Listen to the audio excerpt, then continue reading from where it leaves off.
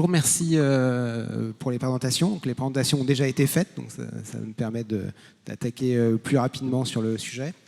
Donc aujourd'hui, l'ISR est un sujet, je dirais, assez porteur et beaucoup d'enjeux. Quand on voit la complexité de la transition économique, écologique et sociale, on voit toute l'importance de la finance. Si je cite par exemple, juste pour la partie environnement, le GIEC, qui estime à 6 000 milliards l'investissement annuel nécessaire pour suivre la trajectoire de 2 degrés, on voit que la finance a un rôle majeur à jouer. Donc, le thème aujourd'hui, donc ISR, Impact Investing, mais également l'épargne solidaire. Quelles réponses sont apportées aujourd'hui par les gérants? Où en est-on? Et quelles sont les positions des investisseurs? Donc, les présentations ont été faites. Je vais directement attaquer par des questions. Donc Pierre Valentin, dans cet environnement de normes et de... Il n'y a pas de bouton, ça marche directement. Dans cet environnement de normes et d'évolution permanent, comment font les gérants aujourd'hui pour s'y retrouver et pour développer des offres adaptées dans l'ISR? C'est vrai qu'il y a pas mal de normes et que le paysage a pas mal changé depuis le moment où on a, nous, commencé à faire des fonds ISR et à se lancer dans la finance durable. Notre premier fonds ISR date de 2000. À l'époque, il n'y avait pas véritablement de contraintes ou de normes. Et puis, assez vite est arrivée l'idée que quand même, on ne pouvait pas baptiser un fonds ISR sans un minimum de justification. Et donc, on a eu cette idée du code de transparence qui a été monté finalement par le FIR et l'AFG et qui a obligé à préciser clairement quelle était la politique qui permettait de déclarer qu'un fonds était ISR. Et puis peu à peu, de nouvelles normes sont arrivées. Moi, j'en retiendrai 3 qui me paraissent les plus importantes. Je suis frappé que ces normes aient pris une telle ampleur. Il y a eu d'abord l'article 173 qui nous a obligés, nous, gérants, à préciser comment on se situait par rapport à la trajectoire de degrés, un sujet qui est quand même tout sauf évident. Comment un portefeuille peut-il être considéré comme aligné ou pas aligné avec la trajectoire de degrés? Donc je pense qu'on est encore là, d'ailleurs, dans le début du mouvement, parce que ça demande des mesures extrêmement complexes. Il y a aussi des problèmes de méthodologie. Et dire qu'un portefeuille est aligné ou qu'il ne l'est pas, ce n'est pas encore quelque chose que beaucoup de sociétés de gestion sont capables de faire. Donc cet article 173 me paraît absolument fondateur. La deuxième chose qui me paraît aussi assez importante, c'est l'apparition d'un label d'État. Alors là, on peut dire que ce label ISR n'a pas forcément changé grand-chose pour les sociétés de gestion qui faisaient de l'ISR avec une méthode suffisamment exigeante. Pour ce qui nous concerne, notre politique consiste à éliminer un certain nombre de valeurs en amont de la gestion financière, soit pour des raisons sectorielles, par exemple on élimine le charbon, soit parce que leurs performances environnementales, sociales ou de gouvernance ne sont pas d'une qualité suffisante. Lorsqu'on fait ça, toute la question est de savoir quel pourcentage de l'univers on élimine. Dans le label, il est considéré qu'il faut éliminer à peu près 20% au minimum, et c'est ce qui est le cas de tous nos fonds ISR qui ont même, pour certains d'entre eux, des exigences beaucoup plus fortes puisqu'on va jusqu'à 60% pour nos fonds les plus engagés. Donc ça ne change pas forcément énormément de choses, mais ça rend quand même les choses plus difficiles lorsqu'on faisait de l'ISR, je dirais, de façon un peu légère. Il y avait par exemple des sociétés de gestion, il y en a toujours d'ailleurs, qui commencent par décider des valeurs qu'elles veulent mettre dans leur portefeuille et qui n'analysent qu'après.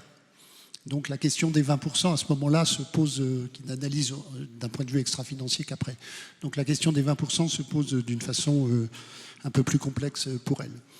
Voilà, et puis le dernier point qui me paraît aussi assez structurant, c'est le fait que maintenant l'AMF elle-même a été chargée, d'ailleurs je crois que c'est dans la loi Pacte, d'une mission de vérification de la sincérité, entre guillemets, des engagements ISR des sociétés de gestion.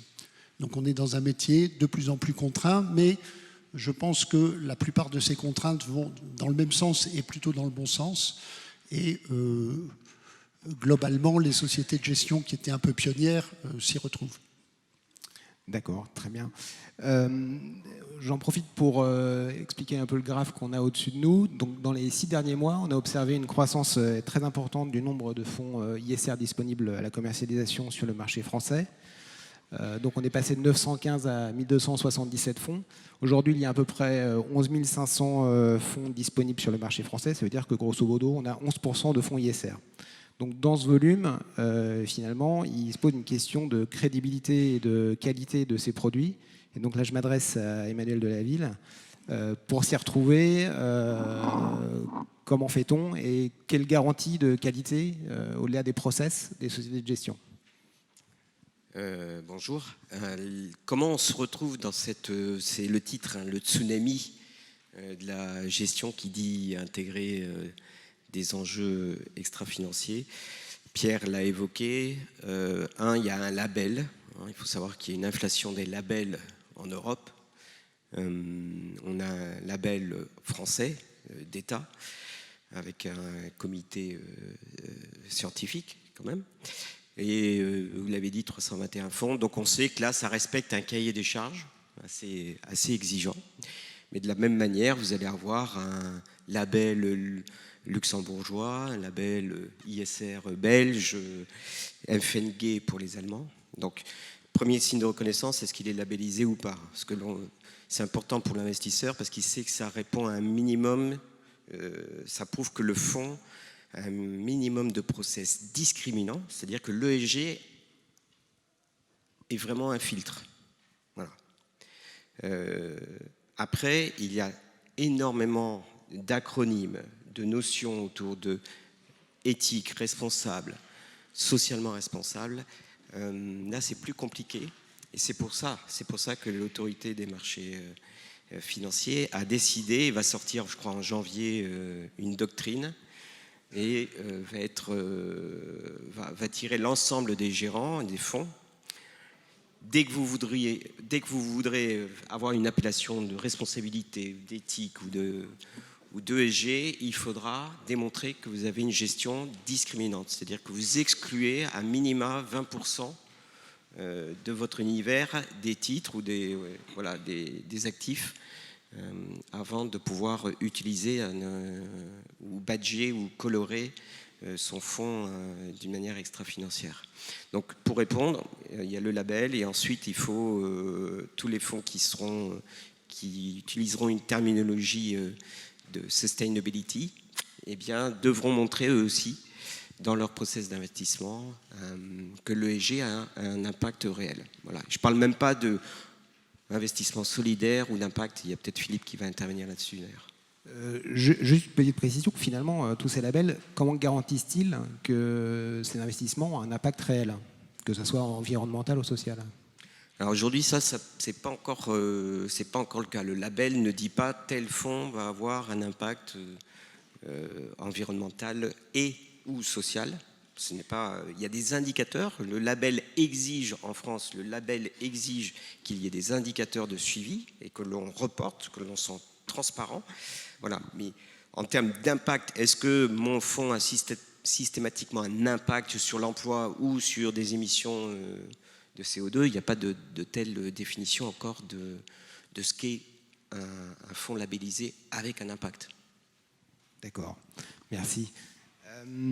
Question suivante. Donc, sachant que ces normes ont quand même avoir une vraie tendance à se renforcer, les investissements de type best in class vont-ils survivre? C'est une question pour vous, Philippe Butâtre. Merci. Je suis heureux d'abord. J'ai partagé avec vous une nouvelle. Je suis le seul à le savoir à ce stade. Mais il y a 20 ans, jour pour jour, l'AMF donnait son agrément à un fonds qui s'appelait Etis Valeur, premier d'une lignée incarnée par un encours de 10 milliards d'euros géré par H2R, la mondiale gestion d'actifs, et 3 fonds labellisés ISR. Donc bon anniversaire Etis Valeur, et je salue la mémoire de mes collègues et amis. On n'a pas prévu de bougie. Deuxième remarque, lame de fond ou effet de mode. Quelqu'un a dit quelque part, et je ne sais plus quand, mais que la vérité avait affronté 3 défis. L'opposition, le rire, avant de passer une 3e étape, celle d'être reconnue comme vérité. ISR a affronté le rire et l'opposition. Aujourd'hui, nous ne sommes peut-être qu'à la fin du début, donc merci à Contalis de nous accompagner dans ce moment tout à fait structurant. Mais effectivement, pour aller plus loin, une des voies privilégiées, c'est le best in class. C'est cohérent avec la définition de l'ISR. Je flèche vers des entreprises ou des acteurs qui œuvrent en faveur du développement durable. Et en tant qu'investisseur, je cherche à influencer, à amener tout le monde sur la voie de la voie de ce même développement durable. Néanmoins, il n'est pas nécessairement immédiatement lisible. Et deuxième élément, je dirais il rencontre il fait face au mur des frequently asked questions, mais dans votre fond, vous avez du tabac, vous avez du Total, vous avez d'autres choses. Donc, comment répondre et aller plus loin alors qu'un fonds thématique, il y a marqué eau, il y a marqué forêt, il y a marqué environnement, il y a marqué climat, c'est une donnée quasi immédiate de la conscience pour le distributeur et son client. Je crois que Best in Class n'est pas mort. Il va devoir se régénérer dans des batteries d'indicateurs simples, lisibles et parlant immédiatement, je dirais, au distributeur, au conseiller, au client, à celui que le conseille. Pour résumer, c'est exprimer l'enjeu climat sous forme de trajectoire de degrés versus des tonnes équivalent charbon par million d'euros investis. D'accord. Je reviens vers vous, Philippe Dutertre. Quand on parle d'investissement... pardon. Emmanuel de la Ville, pardon. Ces normes, pour ces investissements, il faut des entreprises, des projets. Comment sont évaluées ces entreprises aujourd'hui? Parce qu'on évalue les gérants, les fonds, mais est-ce qu'on évalue les entreprises et les entreprises jouent-elles le jeu? Alors, donc je représente une agence de notation extra-financière. Donc on est largement aussi critiqué, je pense, et à juste titre, parce qu'on est dans des métiers nouveaux. Une agence de notation extra-financière, elle va essayer d'évaluer des entreprises dans le cadre d'EtiFinance cotées ou pas, et plutôt petite, moyenne valeur. Et on va évaluer sur 3 choses. Qu'est-ce que vous dites, vous, en tant qu'entreprise, sur les enjeux environnementaux et sociaux, c'est-à-dire policy in English. Donc, à quoi vous engagez? Quel est l'engagement écrit et avez-vous conscience de l'impact, justement, social ou environnemental que vous avez? Donc, qu'est-ce que je dis? Très simple, après, qu'est-ce que je fais pour mettre en œuvre ce que je dis? Donc, c'est ce que devrait vérifier une agence. Voilà. Quel système avez-vous mis en place pour dire que l'environnement vous semble important? Avez-vous mis en place de l'ISO 14001 sur vos sites de production? Voilà, c'est un peu un langage technique, mais c'est illustrer le fait je mets en œuvre un plan d'action pour délivrer ce que je dis être comme un enjeu important. Et enfin, je mets des KPIs ou des indicateurs de suivi de la mesure de la performance. Voilà, une agence de notation extra-financière, c'est ce qu'elle fait. Elle le fait à partir de ce que lui dit l'entreprise. C'est pas un audit. Je suis pas là pour voir si Total ou si Fleury-Michon, le taux d'absentéisme de 6%, s'il me dit 6%, je le crois. Par contre, ce que l'on a, si je suis à peu près chez EtiFinance 1000 PME ETI cotées en Europe, par contre, si je sais que Fleury-Michon, j'espère qu'il n'y a personne de Fleury-Michon, mais c'est juste pour illustrer mon propos, si je me dis j'ai 6% de turnover, par exemple, ou de taux d'accident, je crois. Mais si je sais que dans le secteur, on est plutôt à 3, je vais là rentrer en contact, dialoguer avec l'entreprise et comprendre pourquoi elle est beaucoup plus élevée. Voilà. Donc je vais toujours une information émanant de l'entreprise. Et enfin, je finis mon monologue pour vous dire qu'il y a une autre source importante pour tous ceux qui font de l'extra-financier, c'est d'aller chercher sur le web, c'est aller scroller à fond avec des technologies, là, des robots, aller chercher de l'information qui vient infirmer ce que dit faire l'entreprise, donc ce qu'on appelle des controverses. Donc on va chercher des informations sur les réseaux sociaux, sur les sites web, et on va essayer d'identifier peut-être des pratiques qui viennent qualifier. Et donc on va remonter cette information après à vous, mesdames et messieurs, ou aux gérants de fonds, et à eux ensuite de ne pas prendre juste l'évaluation extra-financière comme telle, mais c'est un peu comme l'histoire des agences de notation financière. C'est pas parce qu'on est AAA qu'il faut y aller les yeux fermés. Voilà. Il faut, je pense aussi, il revient de la responsabilité du gérant de comprendre ce qu'il y a derrière un double B ou un single C. Alors, je rebondis sur cette question finalement, qui était est-ce que les gérants aujourd'hui ou les investisseurs institutionnels font ce type de contrôle, descendent jusqu'au niveau, jusqu'à quel niveau de granularité finalement en fait-on ces contrôles et jusqu'où descend-on? Ça dépend des entreprises, mais clairement, lorsqu'on voit qu'il y a un sujet un peu touchy avec une entreprise, on va aller jusqu'au dialogue individuel avec l'entreprise et on va éventuellement aussi faire un peu d'engagement actionnarial et donc on peut soutenir des résolutions qui n'émanent pas du management. Par exemple, les énergéticiens devraient, selon nous, tous publier des stratégies climat, c'est-à-dire indiquer comment ils vont modifier leur mix énergétique dans la perspective de la limitation du réchauffement. Donc s'ils ne le font pas, nous déposons une résolution. Autre exemple, il y a un certain nombre d'entreprises dont on comprend mal le calcul des impôts. Donc on leur demande s'ils n'ont pas par hasard une stratégie d'optimisation fiscale et auquel cas on préférerait qu'ils rectifient le tir. Bon, là aussi, ça peut passer par des résolutions ou par du dialogue avec l'entreprise. Donc on a des outils pour aller en profondeur analyser des sujets qui nous paraissent importants. Maintenant, on ne le fait pas forcément pour des raisons de moyens sur la totalité du portefeuille et il n'y a pas toujours des sujets, des sujets de controverse ou même tout simplement des sujets de dialogue pour l'ensemble du portefeuille. Très bien. Je reste avec vous, Pierre Valentin. Alors, on parle de produits d'investissement, donc forcément on parle de performance. ISR et performance, est-ce que ça fait bon ménage? Alors, on a des chiffres chez Cantalis qui disent que plutôt oui, mais pouvez-vous développer? Oui, écoutez, je confirme les chiffres de Cantalis. D'ailleurs, on ne serait pas passé au 100% ISR si on pensait que l'effet sur les performances était négatif. Et on a eu un certain nombre de récompenses pour l'ensemble de notre gamme, donc qui est 100% ISR. Donc on est assez confiant, mais je ne sais pas si ça va convaincre suffisamment l'auditoire. Donc je voudrais citer d'autres chiffres.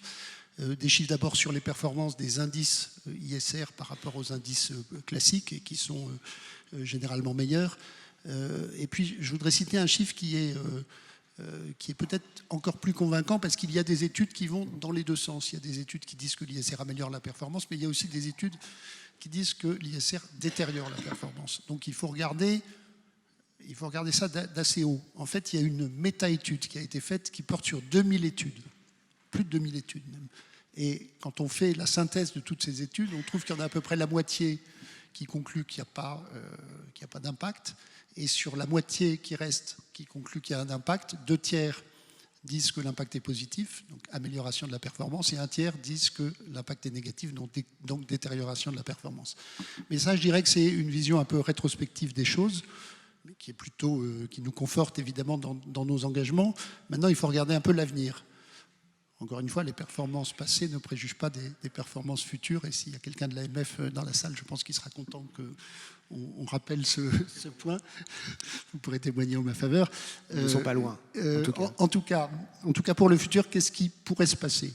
Bon, d'abord, on observe une forte progression du nombre de fonds ISR. Hein, c'est environ 15-20% par an.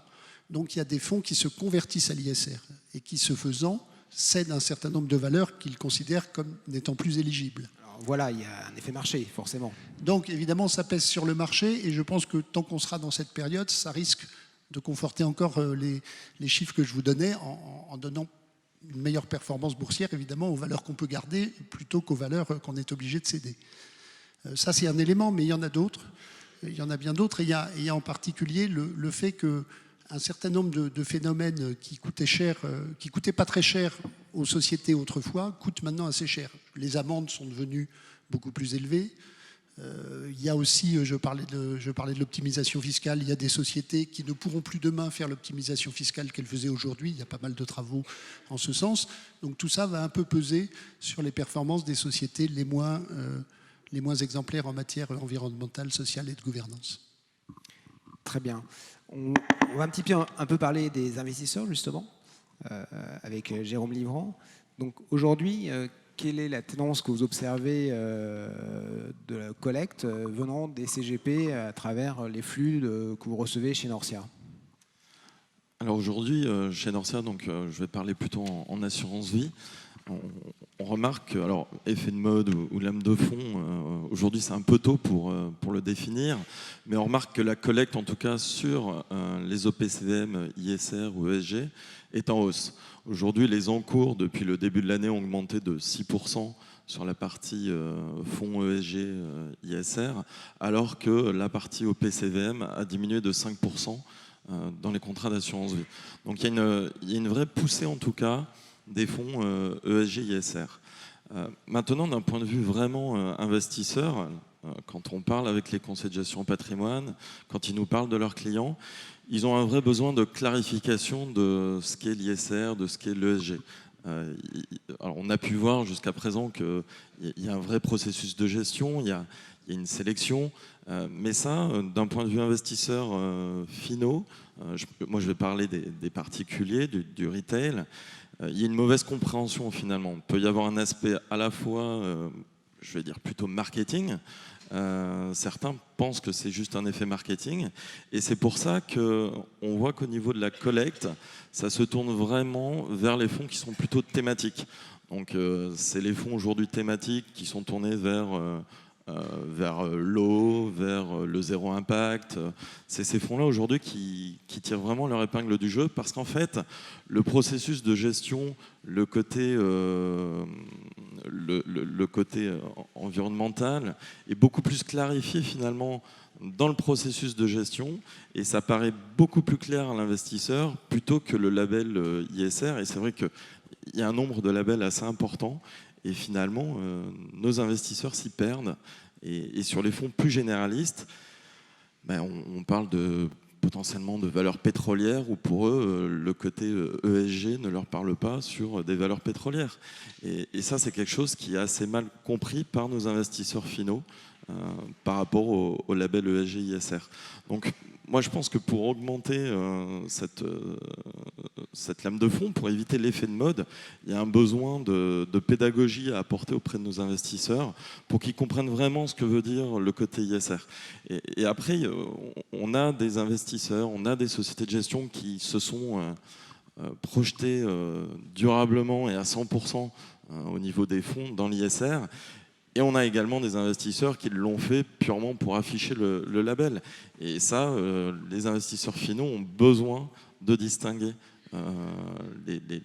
leur investissement. Votre notation peut également accompagner là-dedans. Mais il y a un vrai souci de pédagogie à apporter derrière le label ISR. Alors finalement, comment réagissent les sociétés de gestion face à ce souci, à cette problématique de marketing, de pédagogie et de marketing finalement? C'est comment mieux marketer les produits ISR pour faire que les investisseurs s'y retrouvent? Effectivement, les difficultés que vous avez soulignées sont tout à fait réelles. On voit bien que c'est plus facile de vendre un fonds thématique qu'un fonds ISR parce qu'il y a un côté plus abstrait dans l'ISR. Donc il faut faire de la pédagogie, mais je pense qu'il faut éviter aussi de partir uniquement sur des fonds thématiques. D'abord parce qu'un fonds ISR est par définition potentiellement plus diversifié qu'un fonds thématique. Nous, on a des fonds thématiques, on a des fonds, par exemple, on a un fonds qui s'appelle Agir pour le climat, on a des fonds aussi avec une multitude, enfin en tout cas plusieurs thématiques, ce qui déjà permet un peu moins de risque du côté de la diversification. Et puis on défend l'ISR équilibré, c'est-à-dire les trois piliers, environnement, social et de gouvernance, mis sur un pied d'égalité. Alors effectivement, c'est plus difficile d'illustrer ce qu'on fait, mais je crois que quand on a des convictions, il faut les défendre, et il ne faut pas partir forcément de la position aujourd'hui du client particulier, il faut simplement faire un effort de pédagogie supplémentaire, et on a fait pas mal de vidéos, pas mal de choses, et je crois aussi que tout ce qu'on peut faire en matière d'engagement actionnarial, tout ce qu'on peut faire aussi en matière d'indicateurs d'impact, c'est intéressant.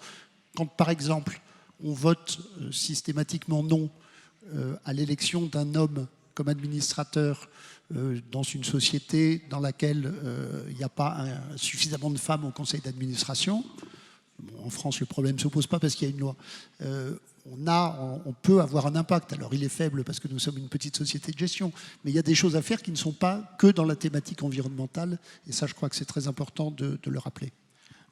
Si je peux juste rajouter un point là-dessus, ce que je trouve intéressant, moi, dans la partie ISR, c'est qu'il y a l'investissement responsable, mais il y a également être acteur dans l'investissement, et c'est d'avoir un actionnariat responsable. Et effectivement, le côté du droit de vote me semble un point important, c'est-à-dire qu'on sélectionne une valeur, mais on agit également sur la valeur, et ça, je trouve que c'est un point très important à également souligner dans un investissement responsable, c'est qu'il y a l'actionnariat responsable également.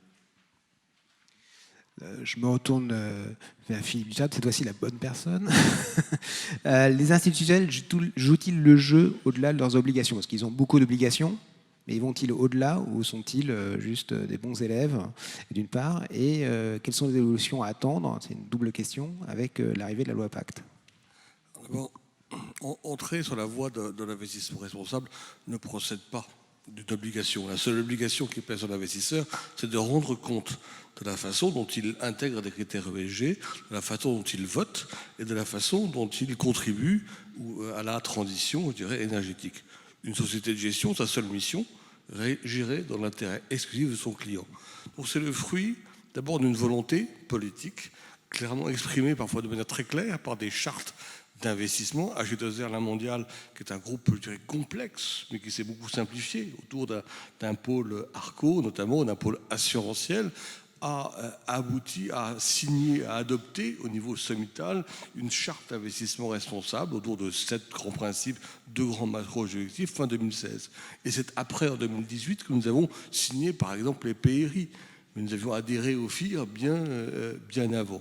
Donc pas, je dirais, d'obligation. Maintenant, un investisseur institutionnel, et dire, quand l'article 173, le décret d'application du 6 est paru, certains investisseurs ont sauté de joie en disant « je ne suis pas dans la liste ». D'autres ont dit « je ne suis pas dans la liste, mais ce n'est pas normal, on m'a oublié et je vais rendre compte ».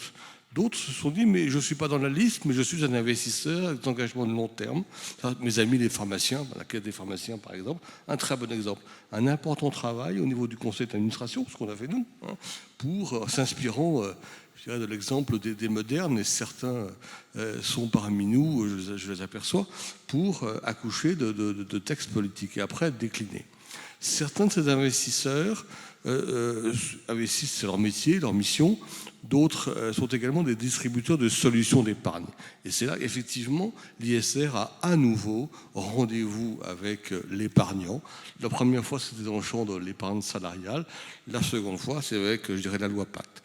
Et là, on a à nouveau la volonté du législateur, mais une obligation, c'est d'avoir sur l'étagère des produits ISR, avec la belle ISR, la belle Greenfield, et des produits solidaires. L'obligation ultime, c'est en 2022 avoir les 3, mais comment ça va marcher? Après, la condition nécessaire, c'est la volonté politique.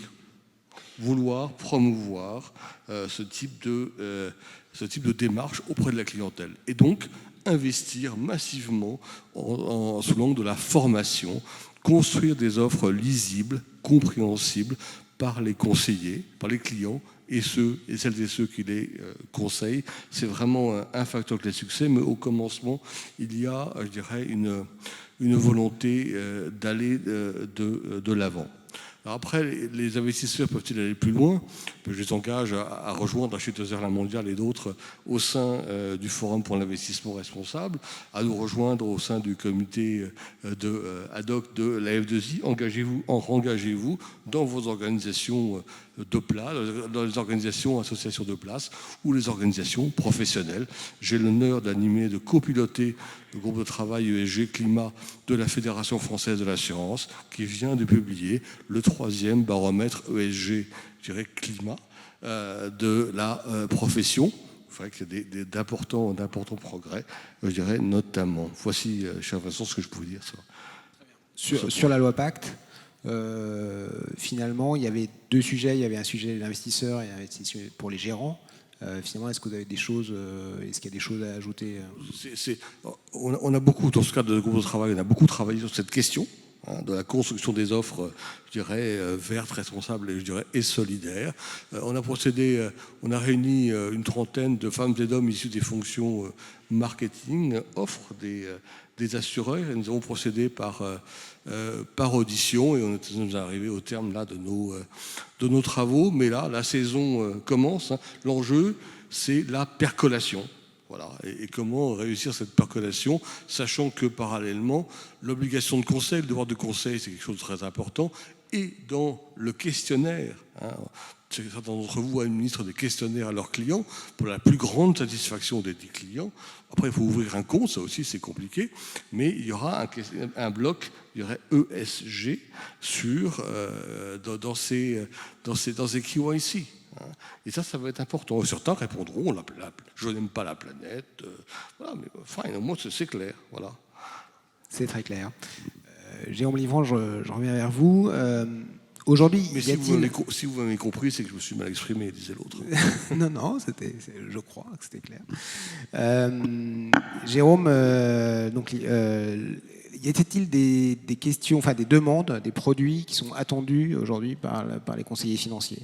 Est-ce qu'il y a des choses qui reviennent vers vous? C'est-à-dire est-ce qu'il sort quelque chose de tout ce qui vous revient?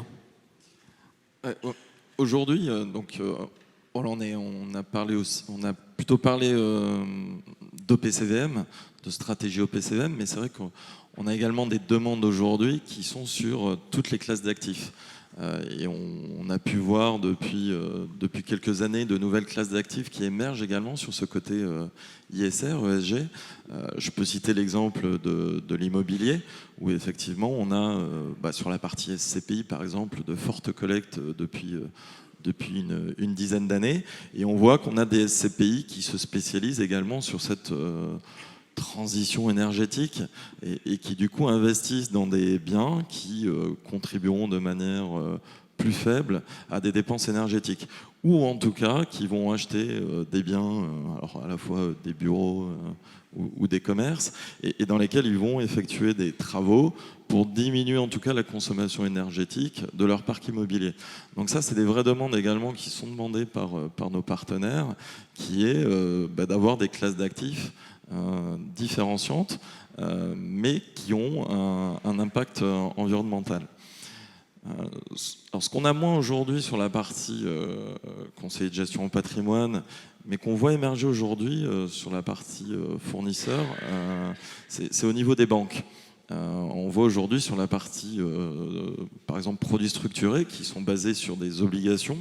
Aujourd'hui, on a des banques qui émettent donc des green bonds, donc littéralement des obligations vertes, et qui ont pour objectif derrière d'identifier des projets précis et de contribuer à la transition énergétique, ou en tout cas à l'environnement.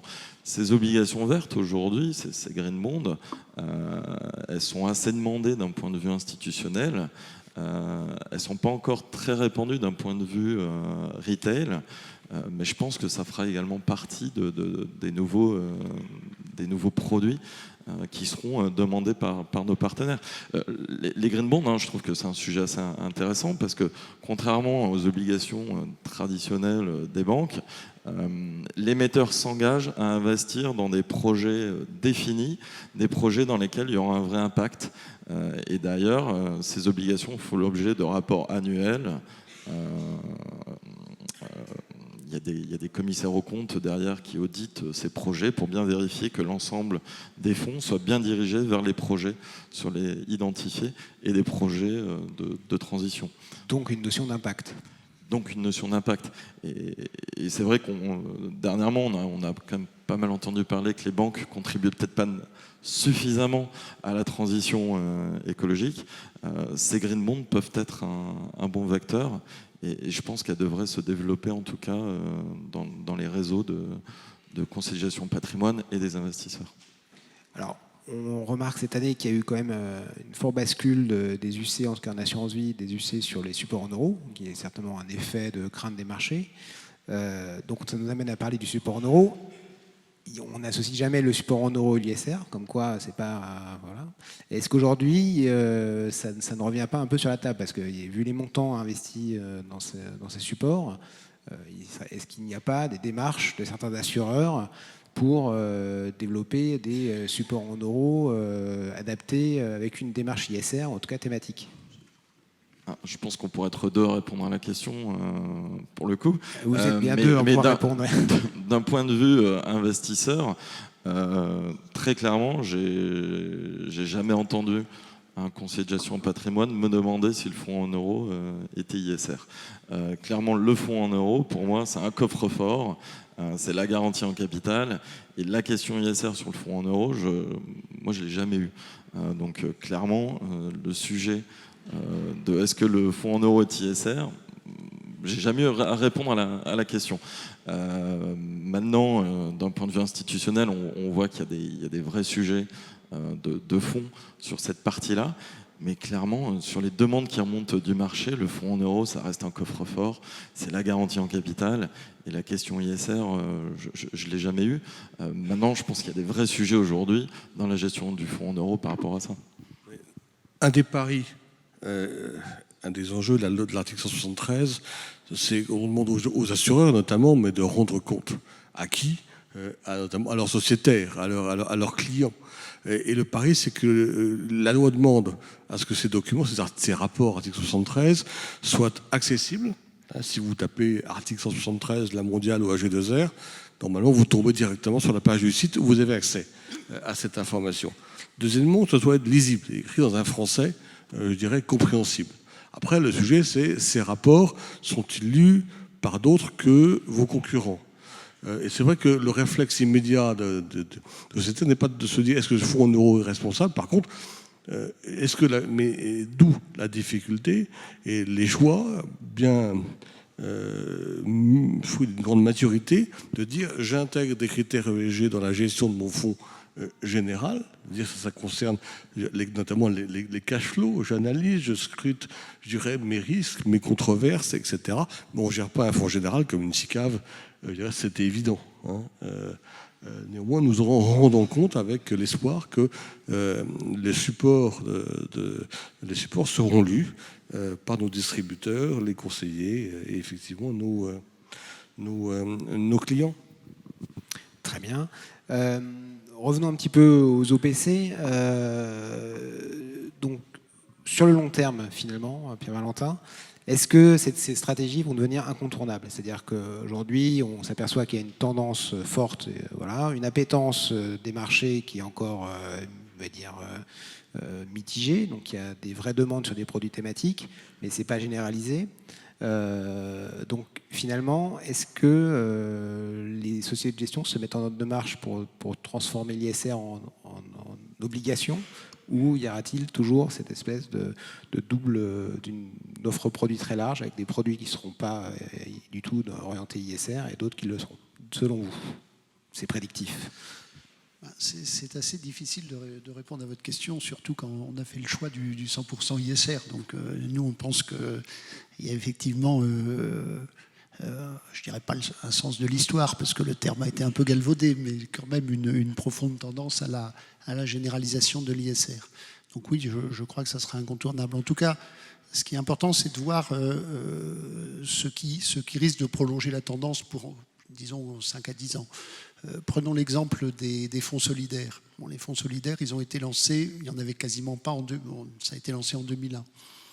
Bon, c'est un marché qui a quand même végété pendant pas mal de temps. Et puis, il y a une loi qui, je crois que c'était en 2008, a généralisé l'obligation de présenter un fonds solidaire à l'ensemble des plans d'épargne d'entreprise, alors qu'initialement, ça n'était prévu que pour les PERCO, c'est-à-dire en gros 3 milliards contre 100 milliards. Donc, on a multiplié par 30 l'obligation de présentation.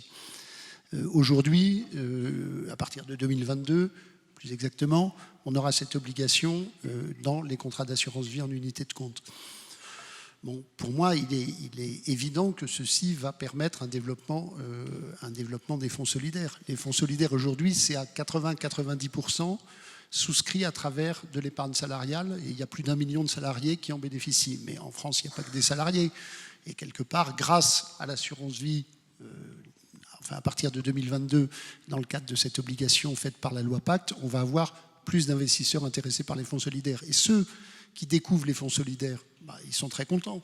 Ils voient que les 5 à 10% investis dans du non-coté performent plutôt bien, que ce n'est pas spécialement risqué. Nous-mêmes, on a la chance de bénéficier, étant filiale du Crédit Coopératif, d'un apport de dossiers qu'on peut sélectionner extrêmement facilement, et on voit bien que le monde associatif, le monde des entreprises d'insertion, le monde des entreprises adaptées, ce sont des sociétés sérieuses, des entités sérieuses en tout cas, et qui ne font pas tellement faillite. Quand vous regardez les faillites d'associations, par exemple, c'est ridiculement faible. Donc oui, le simple fait d'offrir plus largement ces produits va provoquer, je crois, leur extension. Et ce que j'ai dit sur le solidaire, on pourrait le dire aussi sur l'ISR en général, puisqu'il y a aussi une obligation de présentation de fonds ISR, cette fois-ci dès 2020, dans l'assurance vie. Donc personnellement, j'y crois, et je pense que de plus en plus de personnes vont y croire, plus ou moins sincèrement, peut-être un peu de façon opportuniste, mais l'essentiel, c'est le mouvement. Donc elles se convertissent. Non, je crois que le basculement, il est en train de s'opérer. Enfin, moi, ça fait pas 20 ans, c'est pas mon 20e anniversaire, j'ai 17 ans. Voilà. Mais il y a 17 ans, c'était un sujet où on me regardait, on était un peu traités comme des extraterrestres, on en riait, t'as raison Philippe. Bon, on n'en rit plus parce qu'aujourd'hui, les choses ont changé dans le public.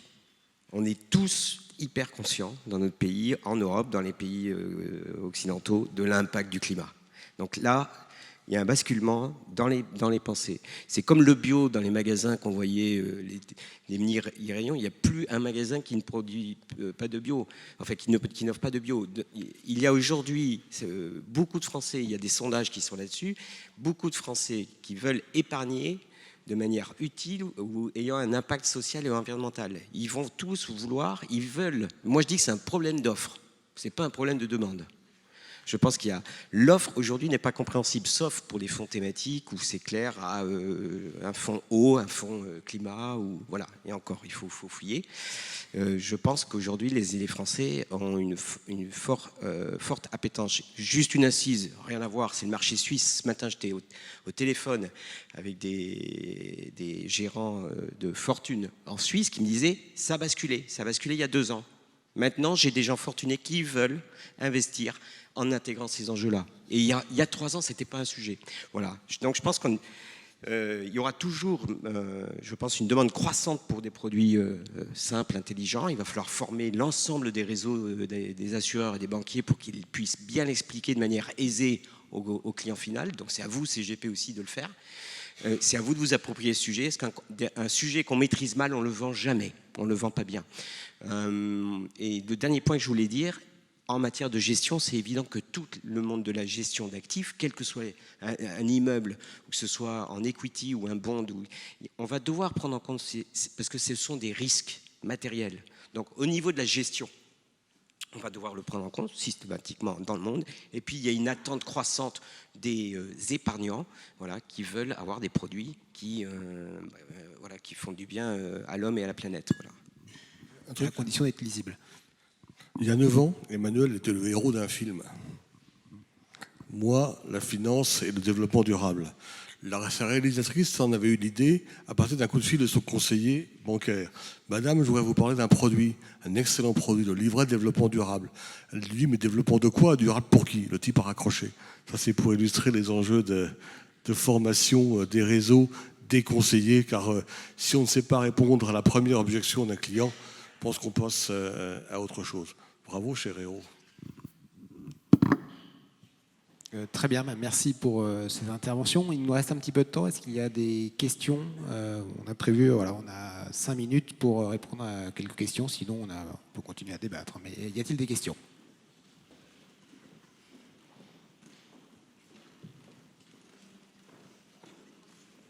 S'il y a des questions, parce que sinon... Sinon, on peut passer à l'applaudissement. Non, alors, puisqu'il y a pas... Ah si, voilà. Si, oui, bonjour, monsieur. Vous parliez beaucoup de pédagogie, d'éducation, enfin d'explication plutôt vis-à-vis de la clientèle finale. Qu'est-ce que vous envisagez encore pouvoir proposer pour améliorer plutôt diminuer ce gap à votre niveau, société de gestion ou assureur? Merci. Alors si je peux parler d'un point de vue distribution, ce qu'on met en place aujourd'hui, on met en place des listings de fonds avec du coup les stratégies qui sont mises en avant, c'est-à-dire à la fois de décrire sur quel univers d'investissement le fonds se positionne. C'est vrai qu'aujourd'hui c'est surtout des fonds actions qui sont souscrits, mais derrière on va chercher à montrer quel est l'objectif d'investissement du fonds. Donc aujourd'hui on met à disposition de nos investisseurs des grilles sur lesquelles on a essayé de simplifier un petit peu la compréhension du produit. C'est pour ça que j'insistais sur le côté de la méthodologie de gestion, sur l'objectif d'investissement, parce que c'est la première chose à un moment donné qui est regardée sur un fonds. Après, je pense qu'il y a aussi le sujet de qu'est-ce qu'il y a dans un label et comment on investit d'un point de vue ISR. Et c'est vrai qu'on parlait du best in class ou après de l'exclusion. Ça, c'est des éléments à un moment donné. Enfin, il y a 4-5 critères qu'il va falloir qu'on clarifie et qui soient les critères sur lesquels on va communiquer pour mieux comprendre ce qu'on va retrouver dans un fonds. Là, c'est vraiment pour la partie distribution. Après, sur la partie société de gestion, je vais laisser répondre. Mais sur la partie de distribution, il y a vraiment un côté de mettre tous les fonds les uns à côté des autres et d'essayer d'expliquer là où ils investissent et comment ils investissent. Oui, c'est une vraie question. Nous, on considère qu'on fait déjà beaucoup en matière d'information et de pédagogie, mais on voit bien qu'il y a des sujets où il faut qu'on fasse plus.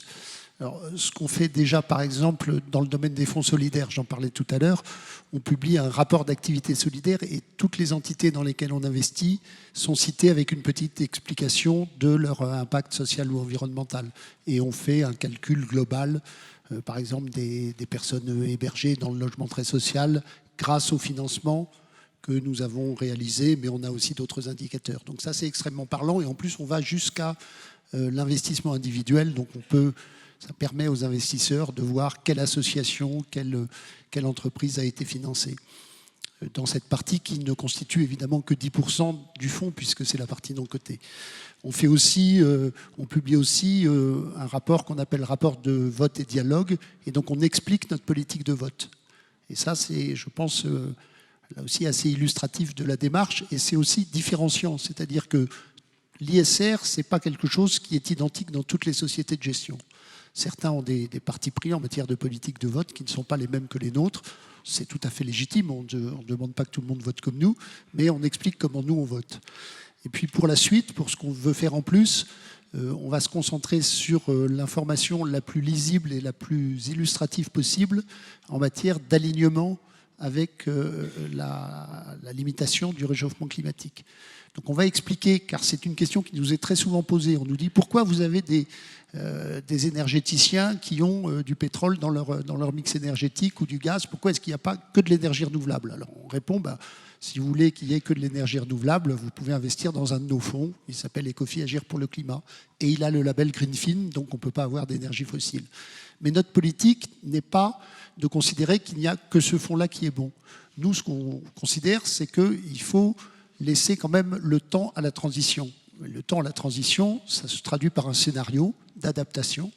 Et si un pétrolier a décidé de limiter progressivement sa production de pétrole pour aller, dans un premier temps, vers le gaz, et puis plus tard vers les énergies renouvelables, voire le nucléaire, car c'est quand même une énergie décarbonée, c'est un point de vue que nous soutenons. En tout cas, c'est une stratégie que nous soutenons. Donc nous allons de plus en plus préciser si les sociétés dans lesquelles nous investissons sont bien alignées en donnant des illustrations sur la trajectoire moyenne du portefeuille. C'est pour ça que le solidaire est dans l'agenda entre le 1er janvier 2020 et le 1er janvier 2022 vient en dernier. Néanmoins, un certain nombre d'acteurs, pour un certain nombre d'acteurs, demain commence aujourd'hui et il y aura des offres solidaires. Le solidaire permet vraiment d'incarner la métrique. Elle est accessible à tout le monde. Dit j'ai perdu 100 millions sur tel truc, ok, bon, c'est son métier. Et ces 100 millions, c'est abstrait. Par contre, j'ai investi, j'ai logé X personnes avec Pierre, avec Ecofi et Jeunes à la Mondiale. On est dans quelques dossiers communs. La foncière de l'abbé Pierre, par exemple, je dirais, on reloge, on loge des gens qui n'ont pas accès au logement. Ça, c'est extrêmement concret. Mon expérience dans le champ de l'épargne salariale, pour avoir animé des conseils de surveillance, c'est faire venir des grands témoins sous forme de ce chef d'entreprise, le type qui a créé sa boîte avec l'argent dans l'épargne solidaire et qui, quelque part, a un peu changé le monde à son échelle. Là, ça parle. Les gens repartent avec une belle histoire. Les conseillers, les clients repartent avec de belles histoires, une incarnation. Il y a quelques années, au sein de la G2R mondiale, on avait organisé une conférence qu'on avait appelée l'ISR à quoi? Et la tentation, pour beaucoup, était de dire à rien. Et nous, on disait au contraire, l'ISR a changé le monde. Voilà. Et c'est ça, l'enjeu consiste à montrer que c'est possible, mais par des exemples extrêmement, je dirais, concrets. Et puis, il y a l'aspect permettre. On est vraiment face à un défi. Là, le soleil a rendez-vous avec la lune, mais là, l'ISR a rendez-vous avec le grand public. Bien, il faut que les conseillers, le client le veuille, l'exprime clairement, et que le conseiller sache répondre, et notamment aux objections, par des exemples très courts. Et là, l'action de formation va être absolument déterminante, mais l'exemple de l'épargne salariale nous montre que c'est possible. Oui, merci beaucoup. J'en profite juste, sans vouloir faire concurrence aux prochaines tables rondes, pour dire que vous pouvez vous faire des démonstrations des nouveaux moteurs de recherche sur l'ESG Cantalis, qui permet de retrouver toute la classification ESG des fonds, et les thématiques et l'ensemble des informations sur les fonds disponibles sur le marché français. Voilà, je vous remercie pour cette intervention.